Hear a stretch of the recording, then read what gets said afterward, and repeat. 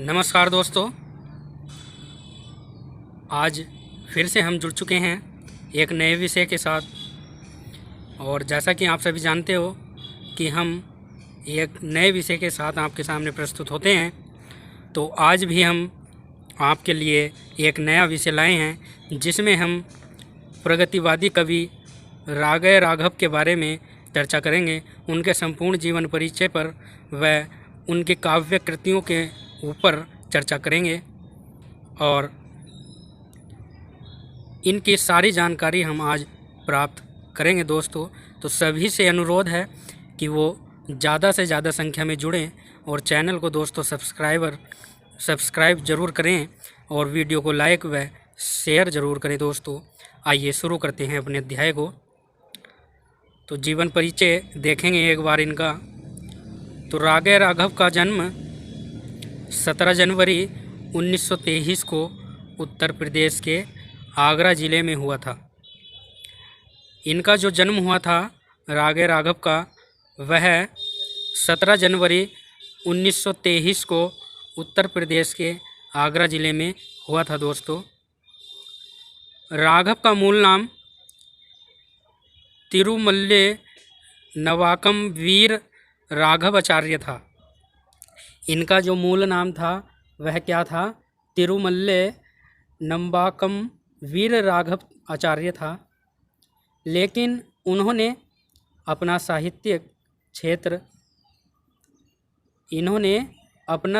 क्षेत्र में रागय राघव नाम से रखा।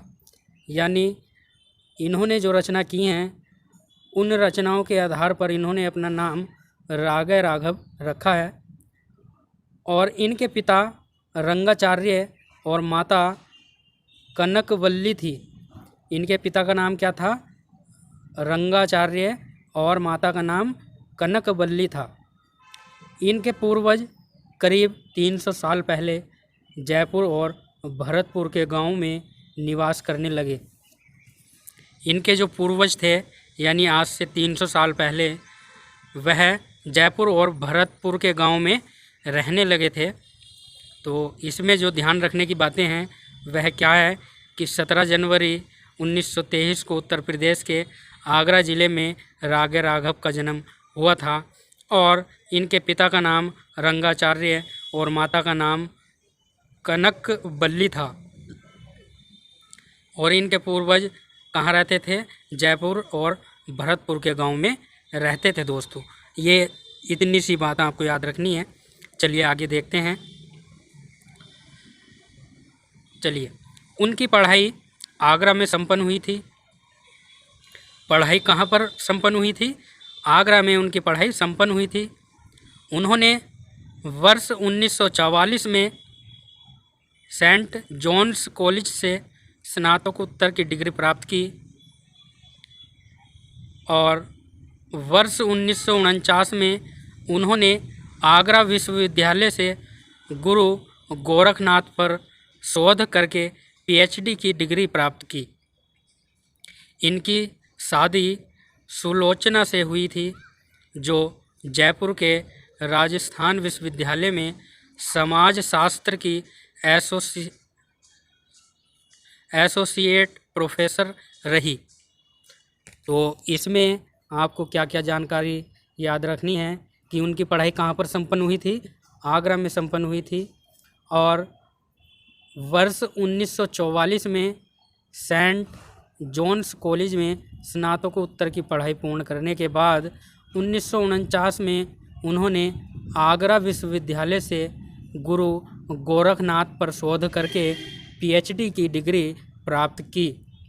देखिए दोस्तों, ये आगरा विश्वविद्यालय से जब रागय राघव ने गुरु गोरखनाथ पर शोध की और पीएचडी की, तो यह भी आपके हिंदी नेट के एग्ज़ाम में बहुत अच्छी जानकारी है। तो यह आप याद कर लेना कि रागय राघव की जो खोज है गुरु गोरखनाथ जी के ऊपर, तो उसको भी आपको ज़रूर पढ़ना है, क्योंकि यह प्रसिद्ध ग्रंथ है जो कि एक महान कवि के द्वारा लिखा गया है। तो इसमें काफ़ी जानकारियाँ आपको मिलेगी। ठीक है दोस्तों, चलिए अगले बिंदु की ओर चर्चा करते हैं। अब हम इनके साहित्य के क्षेत्र में जो इन्होंने उपलब्धियां प्राप्त की हैं उसके बारे में प्रकाश डालेंगे। तो साहित्य के क्षेत्र में उपलब्धियां क्या क्या रही हैं इनकी। तो रागा राघव ने 13 वर्ष की उम्र में लेखन कार्य शुरू किया और 39 वर्ष की उम्र तक लेखन कार्य किया। हिंदी, अंग्रेजी, ब्रज और संस्कृत भाषाओं पर उनकी अच्छी पकड़ थी। साथ ही दक्षिण भारतीय भाषाओं तमिल और तेलुगु का भी उन्हें ज्ञान था। वह 39 वर्ष की उम्र तक जीवित रहे। इस बीच उन्होंने कविता, कहानी, नाटक, उपन्यास, रिपोर्टाज सहित आलोचना आदि विधाओं पर पुस्तकें लिखी थी दोस्तों।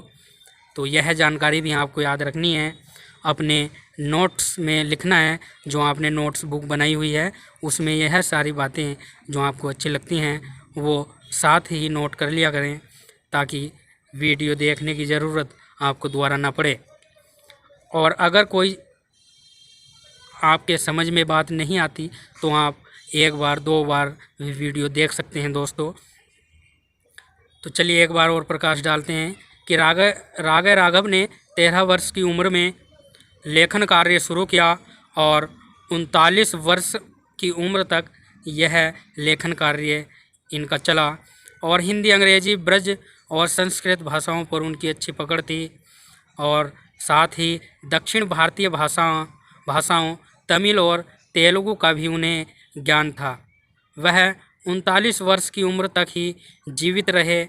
इस बीच उन्होंने कविता, कहानी, नाटक, उपन्यास आदि आलोचना आदि विधाओं पर पुस्तकें लिखी हैं दोस्तों।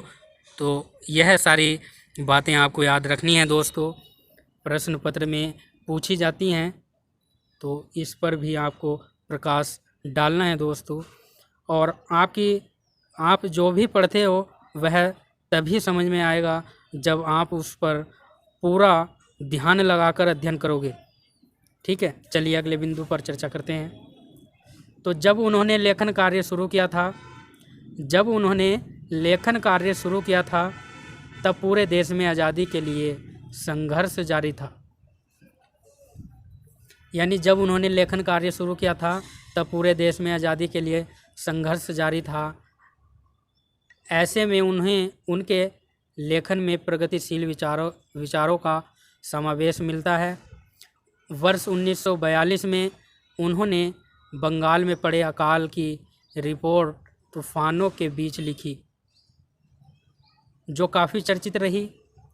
रागा राघव ने जर्मन और फ्रांसीसी भाषाओं के कई साहित्यकारों की रचनाओं का हिंदी में अनुवाद किया। उनके द्वारा विलियम शेक्सपियर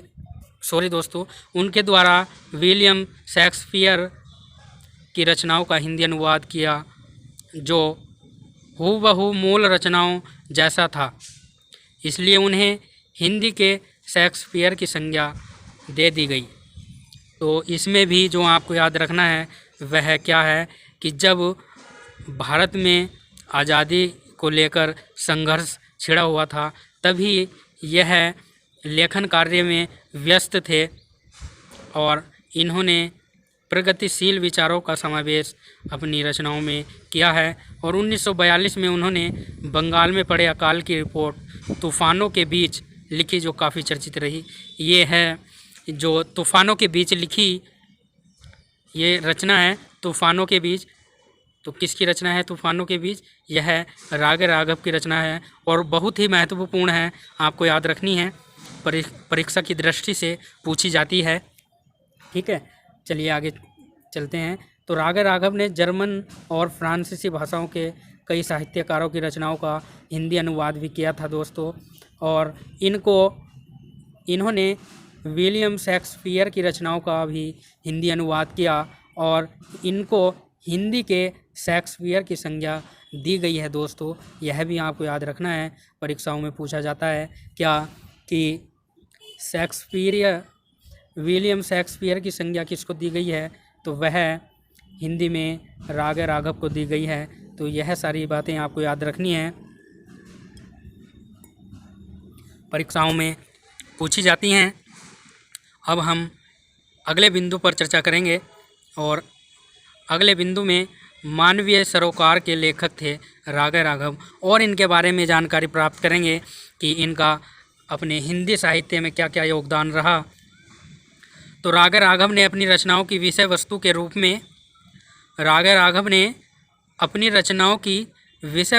रूप में आम जन जीवन का समूचा चित्रण किया है।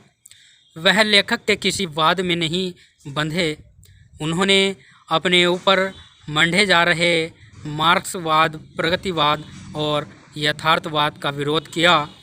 उनका कहना था कि उन्होंने न तो प्रयोगवाद और प्रगतिवाद का आश्रय लिया और न ही प्रगतिवाद के चोले में अपने को यांत्रिक बनाया। वह मूलतः मानवीय सरोकार के लेखक थे। राग राघव ने अपनी रचनाओं की विषय वस्तु के रूप में आम जन जीवन का समूचा चित्रण किया है, यानी आम जन जीवन का वर्णन उन्होंने अपनी रचनाओं में किया है। वह लेखक के किसी वाद में नहीं बंधे। उन्होंने अपने ऊपर मंढे जा रहे मार्क्सवाद, प्रगतिवाद और यथार्थवाद का विरोध किया। उनका कहना था कि उन्होंने न तो प्रयोगवाद और प्रगतिवाद का आश्रय लिया और न ही प्रगतिवाद के चोले में अपने को यांत्रिक बनाया। वह मूलतः मानवीय सरोकार के लेखक हैं दोस्तों। तो यह सारी बातें आपको याद रखनी हैं, परीक्षाओं में पूछी जाती हैं। चलिए आगे देखते हैं। और उनके साहित्य लेखन में मानवीय जीवन की दुख, दर्द, पीड़ा और उस चेतना की जिसके भरोसे वह संघर्ष करता है। उनके साहित्य लेखन में मानवीय जीवन की दुख, दर्द, पीड़ा और उस चेतना को इन्होंने प्रस्तुत किया है जिसके भरोसे वह संघर्ष करता है, अंधकार से जूझता है, उसे ही सत्य माना और उसी को आधार बनाकर उन्होंने लिखा कि राग राघव प्रेमचंद्र के बाद हिंदी साहित्य के युग प्रवर्तक लेखक माने जाते हैं। यानी राग राघव प्रेमचंद्र के बाद हिंदी साहित्य के युग प्रवर्तक लेखक माने जाते हैं, ऐसा विद्वानों का कहना है। तो यह आपको याद रखना है क्या कि राग राघव ने अपनी रचनाओं में मानवीय जीवन के दुख, दर्द, पीड़ा और उस समय चेतना की जिसके भरोसे वह संघर्ष करता है, अंधकार से जूझता है, उसे ही सत्य माना और उसी को आधार बनाकर उन्होंने अपनी रचनाएं लिखी हैं। और राग राघव प्रेमचंद्र के बाद हिंदी साहित्य के युग प्रवर्तक लेखक माने जाते हैं। तो यह सारी जानकारी आपको याद रखनी है, अपने नोट्स में लिखना है। मेरा बार बार यही अनुरोध है आपसे कि आप जिस भी वीडियो को देखें उसमें से जो आपको अच्छी बातें लगती हैं, जो महत्वपूर्ण बातें लगती हैं, उसको आप वीडियो देखने के साथ साथ ही उसको अपने नोट्स में नोट करते रहें ताकि आगे आपको कोई समस्या ना आए दोस्तों। चलिए अब हम इनके साहित्य रचनाएं व कहानी संग्रह के विषय पर चर्चा करेंगे। तो साहित्यिक रचनाएं कौन कौन सी हैं? तो पहले कहानी संग्रह के बारे में जानेंगे। तो उनके द्वारा अनेक कहानियाँ लिखी गईं, जिनमें प्रमुख हैं देवदासी, समुद्र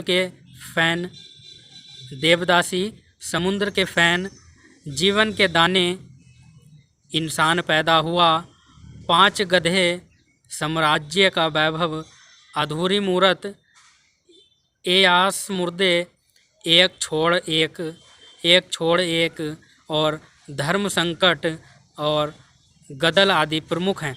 इनकी जो कहानी है वह देवदासी, समुद्र के फैन, जीवन के दाने, इंसान पैदा हुआ, 5 गधे, साम्राज्य का वैभव, अधूरी मूरत, ए आस मुर्दे, एक छोड़ एक, धर्म संकट और गदल आदि इनकी प्रमुख कहानी हैं तो यह कहानी आपको याद रखनी है।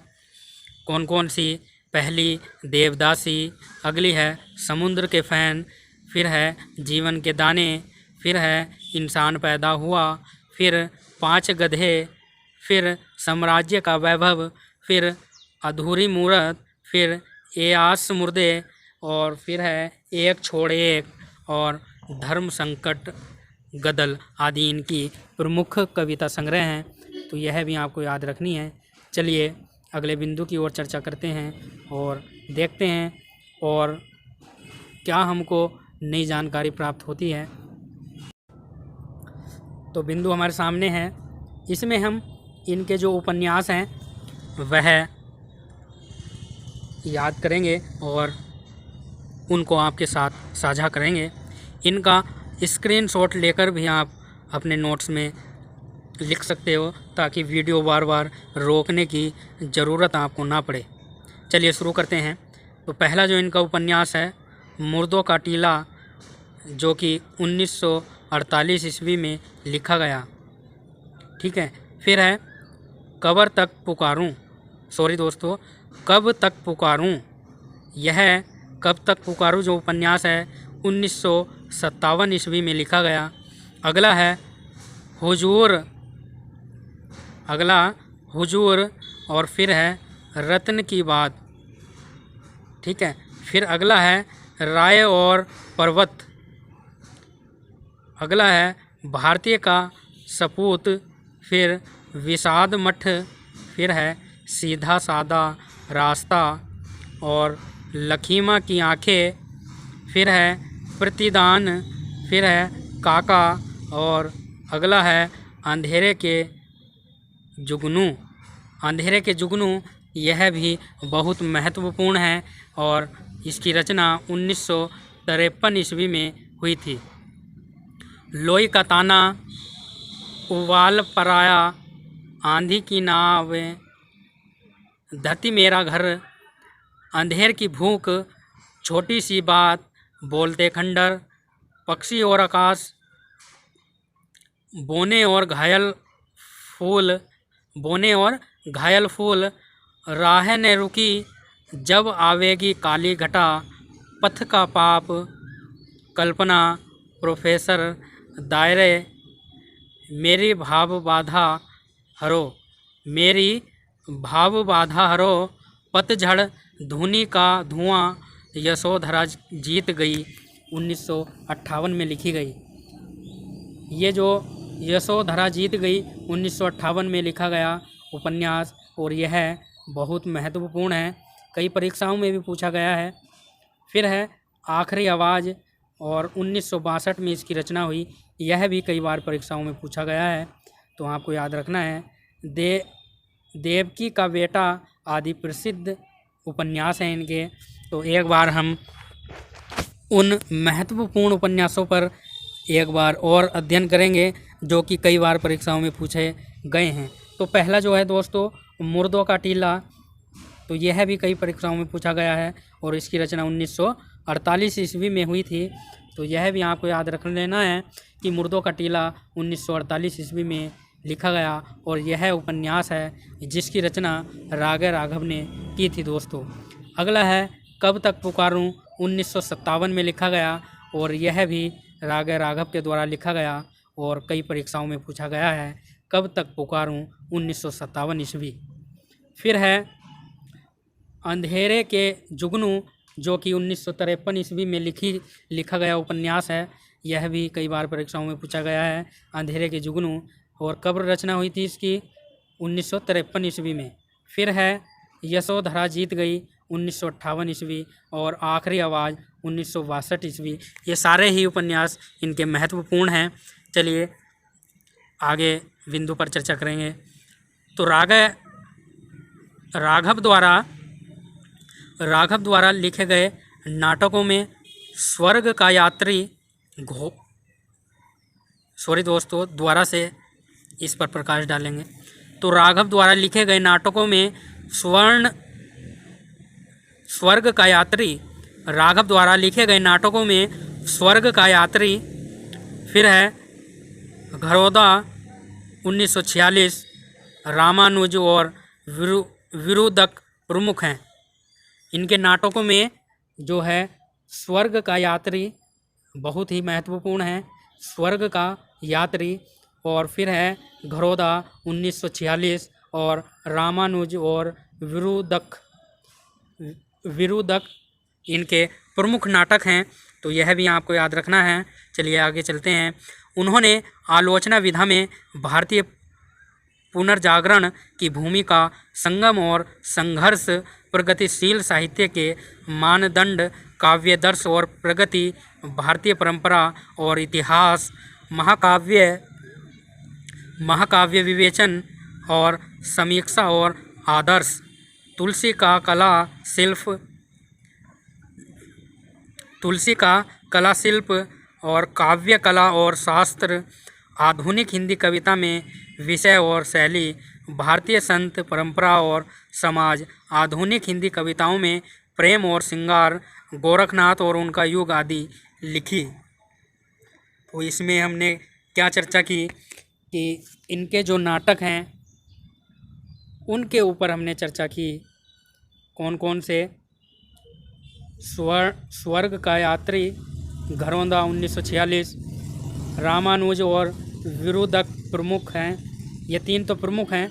और उन्होंने आलोचना विधा में भारतीय पुनर्जागरण की भूमिका, संगम और संघर्ष, ये जो मैं अब अध्ययन करवा रहा हूँ ये आलोचना विधा है, तो आपको याद रख लेना है क्या कि भारतीय पुनर्जागरण की भूमिका, संगम और संघर्ष, प्रगतिशील साहित्य के मानदंड, काव्यदर्श और प्रगति, भारतीय परंपरा और इतिहास, महाकाव्य विवेचन, समीक्षा और आदर्श, तुलसी का कला शिल्प, काव्य कला और शास्त्र, आधुनिक हिंदी कविता में विषय और शैली, भारतीय संत परंपरा और समाज, आधुनिक हिंदी कविताओं में प्रेम और श्रृंगार, गोरखनाथ और उनका युग आदि भी इन्होंने लिखे हैं। और गुरु गोरखनाथ पर तो इन्होंने शोध भी किया है और पीएचडी भी की है दोस्तों। तो ये है, आपको याद रख लेना है।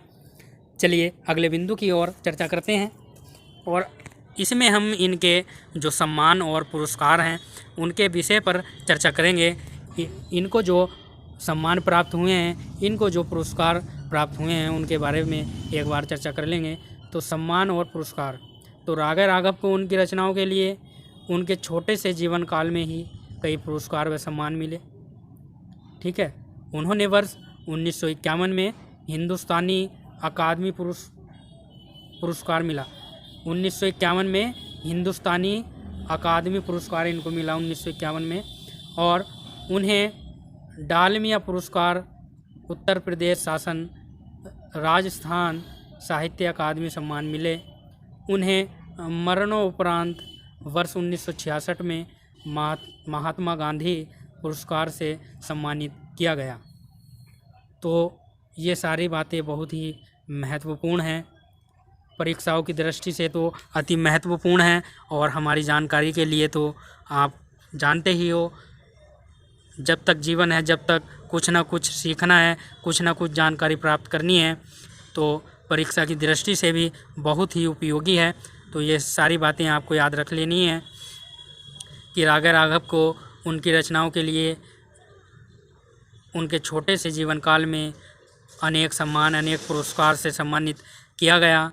और 1951 में हिंदुस्तानी अकादमी से इनको सम्मानित किया गया। और उन्हें डालमिया पुरस्कार उत्तर प्रदेश शासन से मिला और राजस्थान साहित्य अकादमी सम्मान मिला।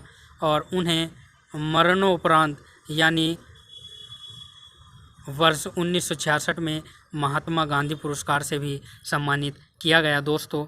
तो यह सारी बातें आपको याद रख लेनी है। चलिए अगले बिंदु पे चर्चा करेंगे। और रागा राघव ने